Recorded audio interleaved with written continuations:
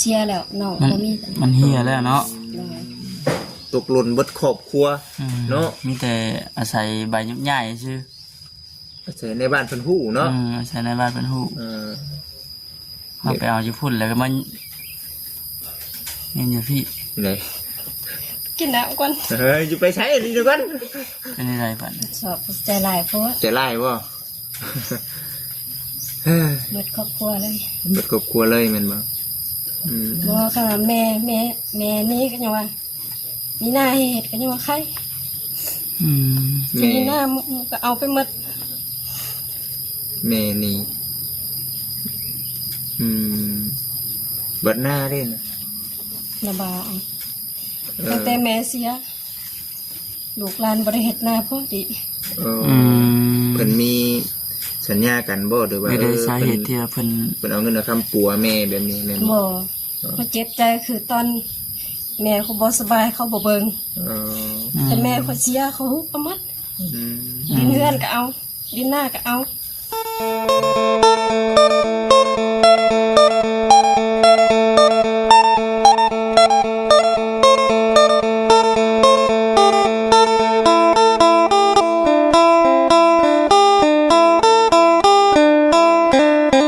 ฝนหาก็หยุดพวกหันพี่น้องเลยมาทำทางเพื่อนว่าตกห้ำมาสุดทางจนมาฮอดบ้านหนบกยางทักทายสบายดีเด้อพี่น้องเด้อเนาะ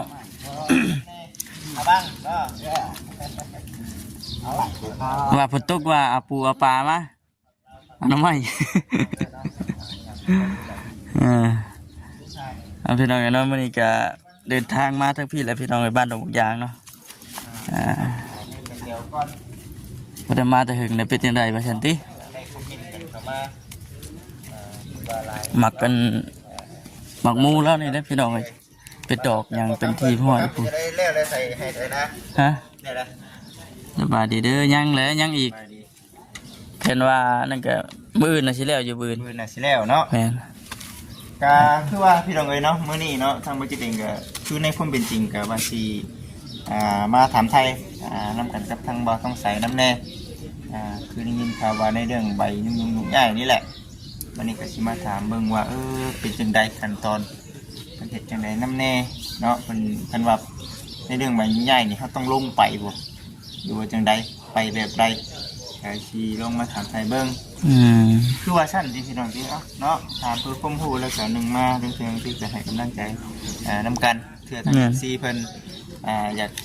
ยากพูดจัดเนาะแล้วก็มีคอมเมนต์ที่หลายๆท่านมาเนาะคอมเมนต์ในเรื่องของทางเรื่องซานบัตรช่องของแถวนี่แหละเป็นนี่เลยในเรื่องประตูกว่าแถวเราคือสิเอาอันนี้แหละเป็นประตูเลยแต่ที่บ่จิตเบิ่งนี่จะได้เนาะว่าหยอกเนาะหรือว่ามากไว้นี่ว่าแถวเนาะมักตามเฮาบ่มีเฮ็ดตามเฮาบ่มีเพิ่นว่าได้ทั้งFC เนาะเพิ่นได้คอมเมนต์กันเข้ามาว่าบ่จิตว่าซั่นภาวนา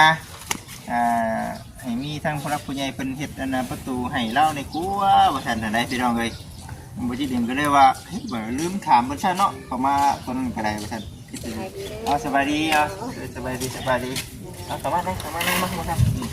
สิบ่โอ้เฮ็ดนี่ได้บ่ก็ไว้ดิก็ไว้โอ้เข้ามาบ่ครับโอ้เนาะแกงงัวเขาน่ะแม่นเบิดแล้วเนี่ยมีแต่สมบัติมีแต่สมบัติถูกกำลังเป็นหมากนะเนาะพักก็นี่แล้วปลูกลายที่พังยังก็เลยนี่นะพักเคมิก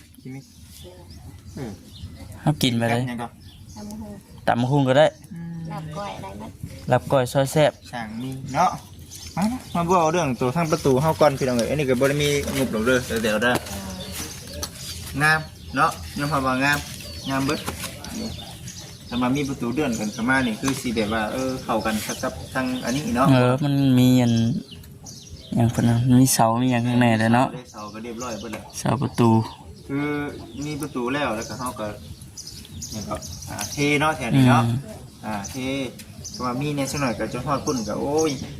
คักเบิ้ลเท่านั้นเนาะอันนี้มันได้ลูกกระจก บ่ ล้างแล้วก็ยกใส่อีก ลูกเฮ็ดจุกไปจุกมาติ เลย เออ ต้มเต็มแล้วก็เป็นจก อืม นั่นแหละพี่น้องเอ้ยโอ้โหเนาะเอาสันเด้อพี่น้องเด้อมื้อนี้ก็มาอัปเดต หรือว่ามาพัวพันหรือว่ามาถามไทยเนี่ยแต่ว่าเป็นจังได๋ในเรื่องงบประมาณทางสาเจ้ามีข่าวดีๆบ่หรือว่าจังได๋คิดอยู่ ยั บ่ ง เออ เงียบยัง เอายัน จี ว่า ดีอ ว่า ยู่ ทางง่ายๆเพิ่นเนาะว่าเพิ่นเคยเว้าเคยว่าแต่ว่ายังบ่ทันมีงบเนาะอืมเอานั่นแหละพี่น้องเอ้ยเนาะ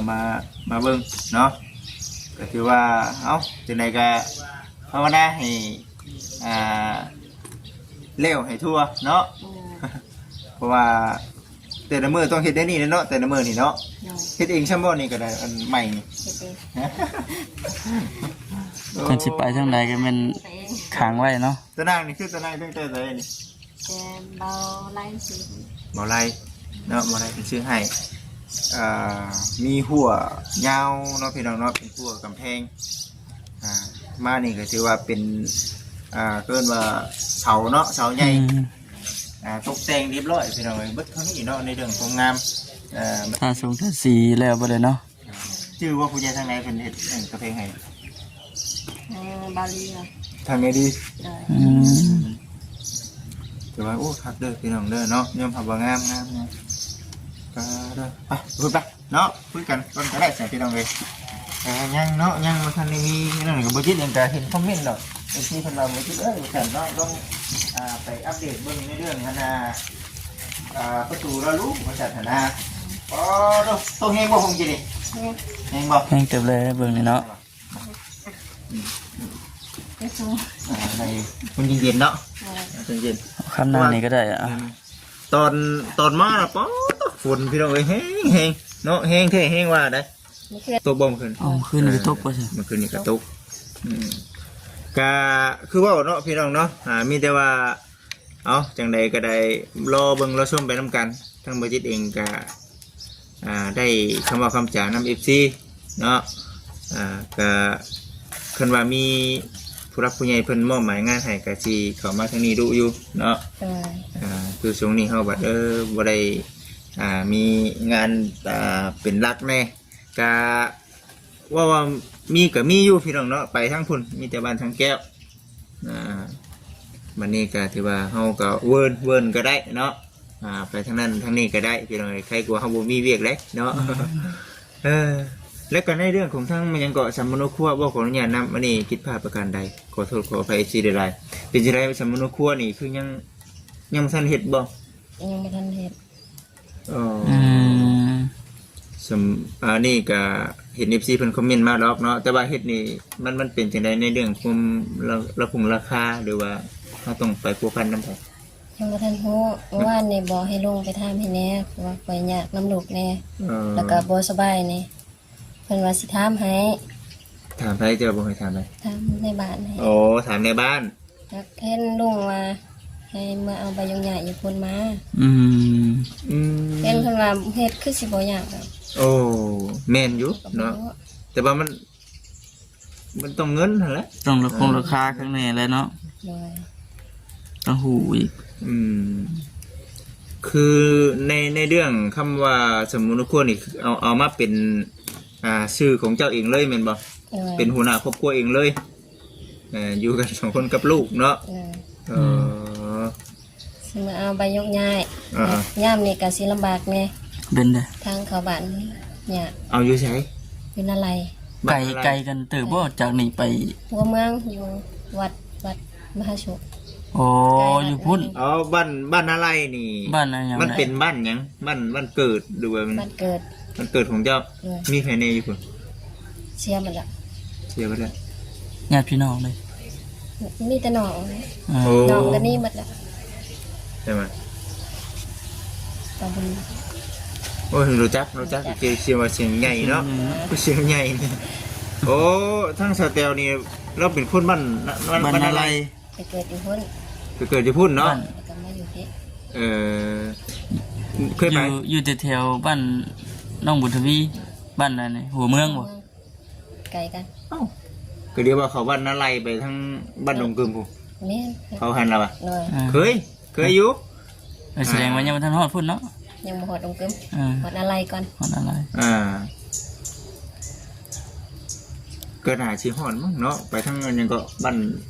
นี่ก็เกินว่าเตายังก็บ่ได้ไปทางนั้นมาบ่ได้ทางนั้นมา บ่ เฮาเข้าไปทางในแล้ว มีหลายหมู่บ้านเนาะ ฮอดบ้านค่อยก่อนจังฮอดดงกึม โอ้แสดงว่าบ่ไกลปานใดเนาะบ่ไกลปานใดซั่น ต้องมาเอาใบยุกยาอยู่พุ่นก่อนจังสิได้มาพี่เนาะ แต่ว่า เขตมาเฮ็ด แม่นเขตนั่นน่ะคือบ่จิตไปทั่วบ่แล้วเขตนั่นน่ะไกลกูหันก็ไปมาแล้วคือจังไดเนาะโอ้ จะ แล้ว ได้อยู่สมโนเพราะเฮาก็ป่วยดุนี่ เอาไว้ดีได้บางที่เข้าไปห้องหมอนี่ให้เสมอครูว่าเจ้าเนาะแล้วเพิ่นก็สิเว้าในนี้คือแบบนี้ได้เวลาเข้าไปห้องหมอเมืองนี่เพิ่นสิถามหาสมุนครัวคันบ่มีสมุนครัวแม่นบ่ล่ะเนาะเป็นหยังคือว่าซั่นหนึ่งคือไปห้องหมอเมืองนี่มันสิราคาถูกกว่าเนาะ แม่น มันสิบ่แพงถ้าหากว่าเข้าไปห้องหมอเอกชนน่ะบ่จำเป็นต้องมีสมุนครัวเนาะขอเพียงเจ้ามีเงินเนาะมันสิเป็นอย่างนั้นกำปวดเด็กๆหน่อยๆนี่ธรรมดาเนาะคำสำนวนครัวนี่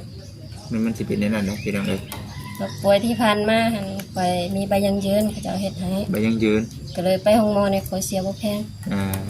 สิลมสิตายซำใดก็บ่แพง อ่า บ่เกินแสนหนึง เดี๋ยวนี้ได้เป็นในปัจจุบัน โอ้ยตัวนี้เนี่ย ยากวะ ไปเท่านึงเนี่ยระดับ300,000ขึ้นไป 4เซน5เซนมันจักดิ โดย แต่ว่าขั้นตอนแรกถ้าต้องไปเอาใบยุ่งยากคุณก่อน แม่น เลยคือปัจจุบันนี้ในคุ้มคืนนี่เป็นยังคือยังบ่ทันได้ไปเอาใบยุ่งยาก บ่ทันมีเงินเลย โอ้แม่นอยู่ได้เนาะง่ายจากบ้านอะไรมาเป็นบ้านอันน่ะดงยางบัดนี้เนาะ เลย มันก็ต้องแน่นอนอยู่แล้วเพราะว่าเพื่อนชันดันเป็นเฮาอยู่บ้านนี้เนาะ อยู่นี่แหละ แม่นเฮาใหญ่มาเป็นคนบ้านนี้ถาวรอย่างเป็นทางการเต็มตัวเนาะ เลย อันนี้รู้สึกแบบคือเฮามาเช่าบ้านเพิ่นอยู่เนาะ คือนอนเฮือนพัก เอาดีได้เนาะมันต้องในนั้นเด้เนาะหนึ่งมาคือหลังคุงหลังคาเฮือนนี่เพิ่นยังบ่ทันได้ขึ้นอยู่กับปุ่มใหญ่เพิ่นซะบ่ได้กันเนาะเพิ่นชานนี่ก็ยังบ่ทันได้ขึ้นกับบ้านเพิ่นมันจะ แม่ จะชื่อนะว่านั้นเนาะ มีแต่คนเฮาฮู้กันเองไปคนในบ้านในเมืองฮู้กันไปแบบนี้เนาะแต่ว่าเจ้าฮู้อยู่บ่เวลาเฮาไปเอาใบยุ่งง่ายนี่คือเจ้าเอานำค่าธรรมเนียมเท่าไหร่ก็ แต่ก่อนมีแต่แม่เฮ็ดให้ ใบยุ่ง ไป ง่าย เฮ็ดล่าสุดนี่600,000บ่ให้น้องเฮ็ดให้600,000 เซน แต่ว่าพัวบ่ยอมเซ็นให้ โอ้ ก็เลยปะละ ปลาล่ามันนี่บ่เกี่ยวกันยังมันเกี่ยวกับผัวแล้วว่าบัดนี้ บ่เกี่ยวแล้ว ไปเอาเขามีเงินไปเอาได้เนาะ ไปเอาได้ เอามีไว้สักเพื่อสักล้านเนาะเพื่อจักล้านนึงสมมุติว่าเขามีจักล้านนึงนี่เขาไปเอา มันเส้นลายบอลนี่ มันเส้นหลายบอลเนาะ เลยมีสินอยู่กลุ่มแล้วก็หัวหน้าหน่วย แล้วก็ประบาทอีก โดยวันนี้เขาเสียอยู่บ้านนั่นแล้วเขาต้องมาอยู่บ้านนี้แล้วบัดนี่เสียอยู่พี่อีกบัด ต้องได้เสียอยู่เสียไปตั้ง2ทางจังบ่ เสีย2ทาง เสียทั้งสองบุตรีเลยพี่น้องเนาะอันนี้เขามันไปตามเกิดมาตามหลักการมันอยู่แล้วเนาะเกิดมาตามหลักการมันอยู่แล้วเพิ่นก็ค่าเซตนั่นเซตนี่แน่เอาอยู่นำบ้านเพิ่นเนาะจะอยู่น้ำเพิ่นซะบ่ได้ก็ได้เนาะ แต่มาอยู่บ้านนี่นะเจ้าจักจะว่าบริการทำเนียมครับเพราะนั้นเดี๋ยวถ้าหากว่ามีเนาะมีเงินมีคำเขาจึงพากันบุกถึงบ้านในบ้านไปถามมึงเนาะ มันก็ถือว่ามันก็ใช้เวลาอยู่นะพี่น้องแต่ว่าเพิ่นเห็นให้ได้เนาะเพิ่นเห็นให้ได้เนาะแม่นบ่ก็เคยเว้าอยู่บ่คือว่าอยู่บนมาบ้านนี้เขาได้เขาในเดือนสมณควรบ่ได้เคยว่าบ่ก็ตาให้ลงถามให้วันนี่ แต่ว่ายังบ่ได้คำตอบ เลย ค่ะให้หน้าบ่เนาะ บ่เป็นหยังดอกเนาะมีแต่ว่าเขามีเงินมีคำเนาะ รุ่นไปเนาะ เขามีเงินมีคำเขาจึงแบบว่าปุ๊บโดด เป็นหยังคือว่าเว้าบ่ช่างได้เรื่องเทื่อเรื่องที่เนี่ยทางลุงเนาะเพิ่นก็คิดว่าเฮาบ่มีเงินมีคำแหละทำไปก็ทำซื่อๆมันสิเป็นอย่างนั้น เขาก็บอกลุงคือการเมื่อวานนี้ว่าให้ลุงทำให้แน่เพื่อ FC เพิ่นสิช่วยเฮาได้บอกว่าสิ แต่ว่าเจ้าอยากได้ดีบ่ใช่มั้ง ก็ธรรมดา ก็จากแนวมันเนาะ เนี่ยเรามีก็ธรรมดา ตัวนี้มันต้องมีเครื่องมาใบปุ๊กหลังรู้สามคนเถื่อนนี่คนตกหล่นเลยนี่คนตกหล่นแล้วนี่สาวจอยสาวแตวพี่น้องเอ้ย ชินละ ชินแล้วเนาะ โยเนาะ 20 ปีแล้วบ่จ๊ะขอบ่ได้อยู่ในสมโน มันอยู่ในสมควรนะที เลย ยากเลยสาวแตวเอ้ยเวลาบ้านเมืองเฮามีการมีงานนั่นนี่เจ้าสิไปว่าไปเลยสมมุติครัวเจ้าเด้เนาะบางทีเขาแจกหันแจกนี่ได้ซะ บ่ได้ บ่ได้เลยเนาะเราซื้อไว้จังไหนนี่นะ บ่มีชื่อครับ แม่นั่นแหละจึงว่ามีโอกาสพลาดหลายอย่างเนาะในเรื่องการไปห้องหมอแน่บอกว่าช่างเขาก็ไม่อยากไปดอกห้องหมอเนี่ยก็ได้แต่มันดิ่งเรื่องบ่ได้ จำเป็นเนาะแม่จริงบางอย่างก็เอาเฮ็ดว่าช่างได้เนาะเฮ็ดกับการกับงานเนาะเอาไปเฮ็ดการเฮ็ดงานดังเถื่อบางทีเขาบุมีแบบเขาเจ้าแบบบุกล้าเอาซะจะคนมาแต่ทางใดเนาะมันโบนั่นบางทีมันมีสมุนครัวเลยเจ้าเอาใบตัวนี้เด้อไปเขียนสมัครแล้วก็ไปเอาลายเซ็นในบ้านมาเนาะแบบนี้นะ วันนี้ไปใส่กันยาก แม่น ลงเฮือนไปมันเขาถามดอกว่ามีใบยังยืนบ่ มีใบยืนบ่ทีฉะนั้นเนาะ เออ แล้วเจ้าวันอะไรผมก็ใส่ใบยังยืนเก่าแล้ว5 ปีที่แล้วยังใส่อยู่ ยังใช้ได้อยู่บ่ ก็ใส่ได้อยู่ยังยืนได้อยู่ มันสิเบิดอายุอะไรหรือว่า เบิดแล้ว เบิดแต่เฮิงเจ้าก็บอกข่อยมีเท่านี้ดิ นี่เท่านั้นนะ ข่อย มี มี เท่า เท่า ไหร่ นี้ ได้เฮ็ดได้ใช่บ่ คันเช็ดโตบัดบ่มันโมเมนต์แบบเก่าได้คำเฮ็ดนี่แม่นบ่ เขาบ่ได้อยู่พุ่นแล้ว อยู่บ้านใหม่แล้ว คันเฮ็ดนี่ไปทางใหม่เลยเนาะบัดนี้เนาะเอาตัวใหม่เลยบัดนี้เนาะ เออ อันนี้เพียงแต่ว่าตัวเก่าน่ะมันมีชื่อเฮาใบ ฮู้สึ ยั ก งยืนใส่ซื้อ มันเคยมีเนาะแต่ว่าความเป็นจริงแล้วนี่มันเฮ็ดบ่ได้แล้วมันเบิดอายุแล้วเนาะ เออ แต่ว่า เป็น2 ปีหมดอายุ มันก็สิคล้ายๆกับอันสามโนปีเพิ่นเปลี่ยนก็เปลี่ยนเนาะ 3-4 ปีประมาณ ปี นี้ เพิ่นเปลี่ยนก็เปลี่ยนนี่กันเบิดอายุ แต่ว่ายังบ่ทันออกทำได้นี่ช่วงเอามีนามันมาอยู่นํยังบ่ทันออกแค่ตัวใหม่มีแต่ว่าเดี๋ยวช่วงเร่งปีสิมาพุ่นน่ะเดี๋ยวสิอันน่ะได้ละตัวอยู่บ้านของบ้านก็หาเฮ็ดแล้ววางปีกายนี้ผมหอบแล้วล่ะพี่น้องเอ้ยหอบปีกายนี้ ถ้าปีเฮ็ดเทื่อนึงบ่ ประมาณนั้นเลยประมาณ2-3 ปีเฮ็ดตัวนึงเฮ็ดอันนี้เพิ่นสิลงมาเฮ็ดปีกายนี่เพิ่นมาเฮ็ดปีกายนี่เด้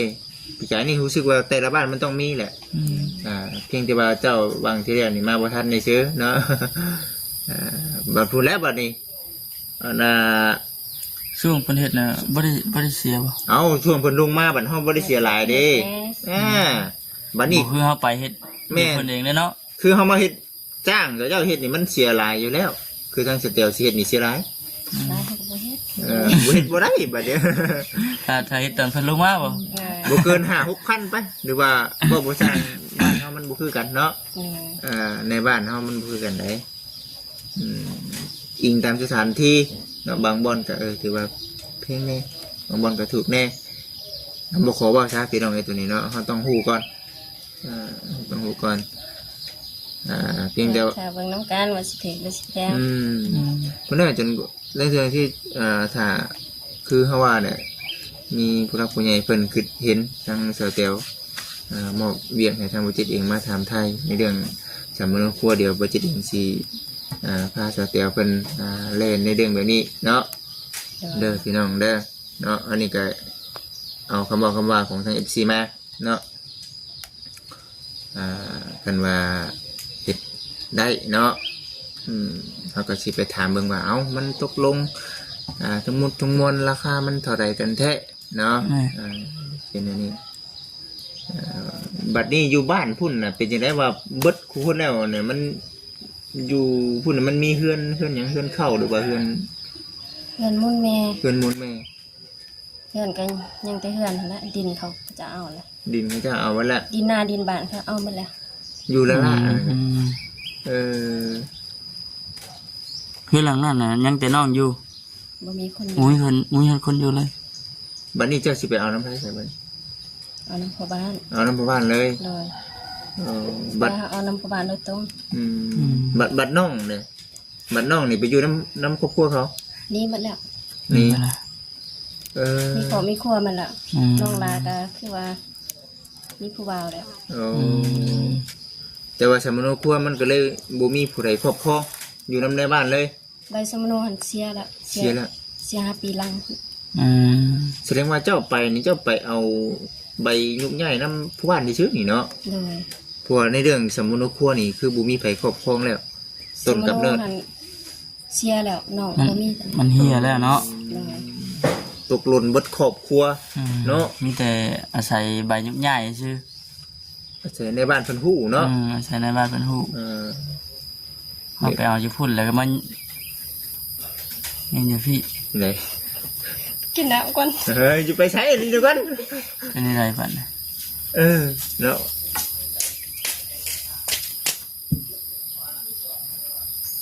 เขาบอกยังผิดไหมผิดกันบ้านเนาะ นั่งคุยกันอยู่ดีๆว่าฉันพี่น้องเราแต่เพิ่นบอกว่าน้ำตาไหล อาจจะเป็นหนึ่งคือทางครอบครัวเนาะ ไม่ว่าไปไผไปมันใช่ได้ แต่กระจาย แต่กระจาย บ่เดือยยัง ครอบครัว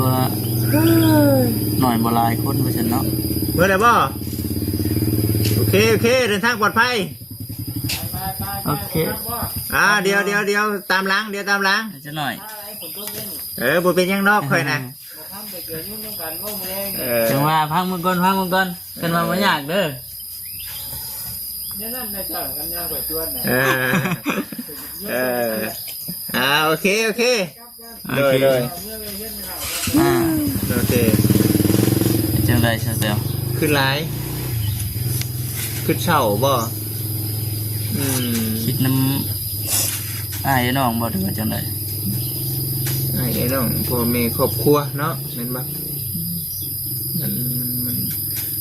มันเว้ามันก็คือเห็นภาพเบิดนั่นแหละเดี๋ยวได้ฉันแต่ว่าเฮาบัดเด็กเลี้ยงบ่ได้เนาะแถวๆเนาะมีแต่อดทนนั่นแหละจ้ะเดี๋ยวเนาะยอมรับกับสิ่งที่มันเป็นเนาะ สิ่งที่ว่ามันเกิดขึ้นเนาะ ในเมื่อเฮาจากเมื่อก่อนเฮาอยู่กันหลายๆคนแล้วเฮามาสู่เฮามา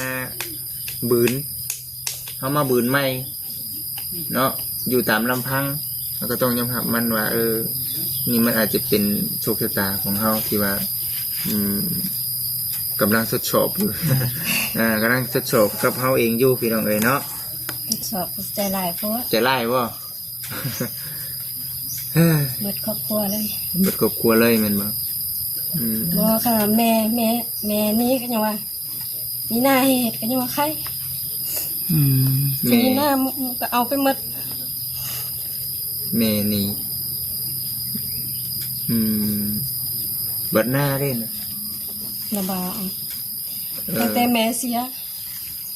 ลูกหลานบ่ได้เฮ็ดหน้าพอดี เพิ่นมีสัญญากันบ่หรือว่า ไม่ได้สาเหตุที่ว่าเพิ่น เพิ่นเอาเงินมาคำปัวแม่แบบนี้แม่น บ่เขาเจ็บใจคือตอน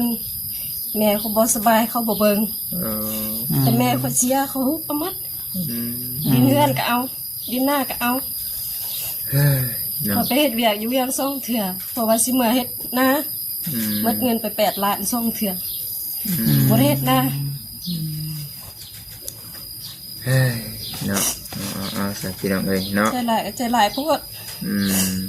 นั่นน่ะเนาะคุยกันไปอยู่ดีๆพี่น้องเอ้ยเนาะก้อนฉันเนาะก้อนฉันเนาะบ่เข้าไทม์ไลน์ยันมันอันนั้นจะเตียว แล้วมั เนาะ นกระทบกระทั่ ยั ง นมัน เนาะ กระทบกระทั่งนี่ทางอันน่ะเฮ็ดได้ซะเนาะเฮ้ยชูๆอันแล้วเฮ็ดได้จ้ะตัวนี้แหละคำว่าชูๆเสียเตียว ข่อยอยากได้หน้าขึ้น เดี๋ยวนะคืน คันเข้าใจปุ้นเขาหักสิขึ้นข่อยอยากได้ขึ้นคนน้องคนร้ายน้องข่อย5 คน กวางบ่นากวางบ่ เฮกตาร์หนึง เฮกตาร์หนึง แบบได้อันหน้าน่ะมันเป็นแบบหน้าของแม่หรือว่าหน้ามูล น้ำมุนแม่ หน้ามูลแม่ โดย น้ำมูกแม่ก็ต้องได้เป่งปันกันได้ซาเฮาเคยอันนั้นดอกพี่น้องเนาะ เพิ่นพี่ ส่วน น้ ลา อย ง มัน มา ก็ เว้า บ่ กัน เกี่ยว เนาะ นะเพราะว่ามูลแม่เขาน้องเขาทุกคนต้องได้ อืม อันนี้นาเบาเขาฮุบหมด แต่ว่าน้าบ่าวก็ในความเป็นจริงเนี่ยมัน ห ต้อ น้าง เพิ่นก็มี เพราะว่าพ่อแม่เพิ่นแบ่งให้แล้วแม่นนั่นบ่แม่นบ่ ซ้ำทงได้คนละทง เพราะว่าพ่อกับแม่เพิ่นแบ่งให้เบิดเด้ทงของน้าบ่าวทงของแม่เนาะบัดนี้พูดของแม่ก็ต้องมาแบ่งกันกับ ปันให้ลูก น้องทางนี้เนาะแต่ว่าเฮาก็มั่นใจแต่ว่าเว้านี่บ่ได้เป็นหยังนะว่า บ่ เออ ปีนี้เขาว่าสิมาเฮ็ดเขาจะว่ายอดมันละ ยอดเบิดเด้แต่ว่าเพิ่นก็ฮู้อยู่เนาะแม่นบ่ ฮู้ อืม ฮู้อยู่เฮาอยากได้ อืม เฮ้ยพี่น้องเอ้ยเนาะ จัง เป็น เป็น ได้ เนาะ กันบาดนี้ก็ได้ อันนี้คือเสียใจครอบครัวพ่อแม่เป็นอันนี้บัดมันยังเป็นแบบนี้อีกเดือนดิยังซ้ำเติมเนาะว่าแล้วก็เนาะ ยังซ้ำเติม ก็ได้ตามปูโดนกิน โอ้ยเนาะพี่น้องเอ้ย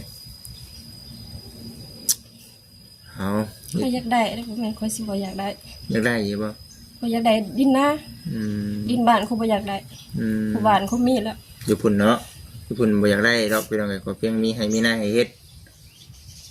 เออ คอยบ่ได้บ่เป็นหยังเขาอยากให้น้องเขาได้ เจ้าบ่ได้ก็บ่เป็นหยังแม่นบ่ โดย ก็เพียงไอ้น้องเฮามันมีผู้หนึงได้ก็ดีใจเนาะ แต่นี่น้องเขาก็บ่ได้ น้องนี่อยู่บ้านนั่นน้องน่ะ แม่น แสดงใครกลัวได้ก็ว่าน้องผู้นั้นได้ยังว่าเขาเจ้าอยู่ใกล้กันกับนาเนาะนากับบ้านใกล้กัน แต่ว่าคือแล้วว่าตัวเองบ่ได้บ่เป็นหยังแม่นบ่พอได้ให้อันนั้นเนาะแม่นบ่ ไว้ให้น้องไว้ให้ ให้ อยู่ น้องได้ อืม แต่อันนี่น้องเขาก็บ่ได้ มีไผแน่อันนั้นพี่น้องอยู่พุ่นน่ะผู้รักผู้ใหญ่นอกจากนาบ่าวมีไผแน่จ้ะ บ่มีใคร มีแต่นาบ่าว อืม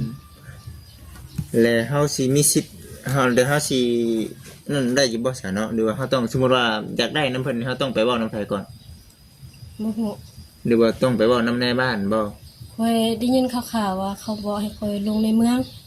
อืม ไปประท้วงอยู่ในเมือง โอ้ แต่คอยบ่ปานนั้น โอ้เนาะมันก็แล้วยันว่าแบบคือในความเป็นจริงน่ะคือบ่ขออนุญาตนำเนาะแม่เจ้าก็เสียแล้วเนาะแต่ว่าข่อยเป็นคนเบิ่งแย่งค่าหืดค่ายาข่อยเป็นคนจ่ายนั่นนี่ข่อยเป็นเบิ่งแย่งทุกสิ่งทุกอย่างแบบนั้นน่ะนะอย่าเพิ่นคิดเสียแล้วนั้นบ่มีเนาะ ตอนป่วยเขาเจ้าบ่ได้เบิ่งมีแต่พอ โอ้ พอคู่มือนี่เบิ่ง อืม คุณแม่เสียพอก็มา โอ้โดยเอาซั่นเนาะมีแต่ว่าเบิ่งไปนํกันซั่นเนาะมันสิเป็นจังไดกันเด้อสแตลเด้อ เพิ่นเขาเจ้าว่าอยากได้สมโนบ่เขาบ่ว่าอยากได้นะ นี่นะ อยากได้หน้าคืน อืม สมโนก็อยู่ใส่ก็ได้ ก็เพียงให้น้องหนุ่มเฮาแน่เนาะโอ้น้องหนุ่มเฮาก็คือว่าได้พี่น้องไอ้น้องหนุ่มได้ก็ดีใจแล้วเฮาเองก็ได้เฮ้ยเนาะเอามีหลายแนวอยู่นี่เนาะทั้งสเตียวเรื่องราวเพิ่นนี่ก็ได้ เป็นหมื่น เป็นหมื่น ไปเก็บบ่ทอ เว้าออกมานี่ก็บ่เบิดดอกเบิ่งครั้งแล้ว เที่ยวฉันติ อันนี้ก็คือบริมาแบบว่าปั่นป่วนอย่างได้พี่น้องเอ้ยเนาะคือเขามาถามไทยกันปกติคือปกติแรกๆเขาก็มาถามเบิ่งอยากให้เพิ่นได้เป็นมีนี่แหละทางสเตลเองก็ได้แต่ว่าเขาถามไปถามมาบัดพอไปตรงกันกับอันน่ะความคิดที่ว่าอุกอังใจใช่มันก็เลยเป็นอย่างนี้เนาะสู้ๆสเตลเนาะสู้ อดทนสู้ไป อดทนก่อน เรื่ยๆเนาะ ๆบ่จิตยังบ่เว้าหยังหลายเด้อพี่น้องเด้อเนาะจนกลัวแบบสิมีผู้รักผู้ใหญ่เพิ่นแนะนำเนาะบ่จิตจึง449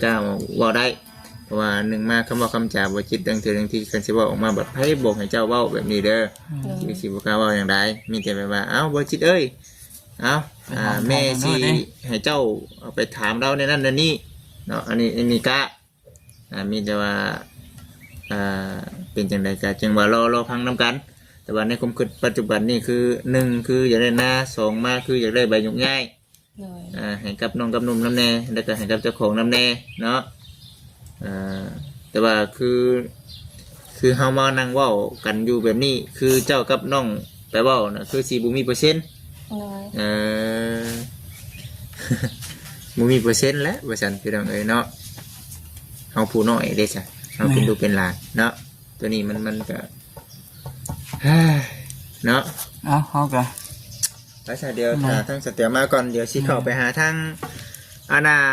สาวฝนเพิ่นเนาะหรือว่าเพิ่นอยู่บ่หรือว่าจังได๋ บ่ต้องใส่เป็นดีอยู่บ่เนาะ สงสั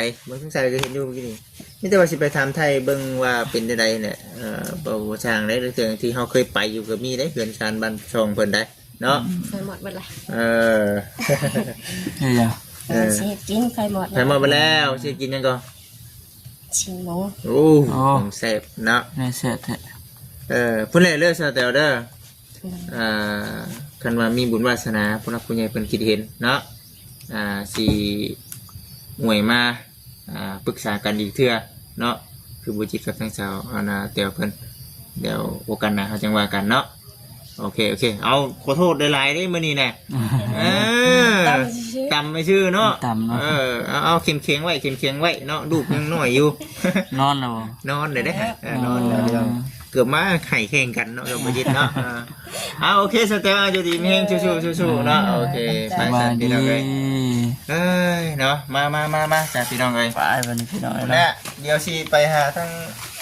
โอเคเด้อพี่น้องเด้อนะอยู่ดีมีแฮงพี่น้องเอ้ยสำหรับที่นี่ก็ อย่างในแนว กาคำว่าสบายดี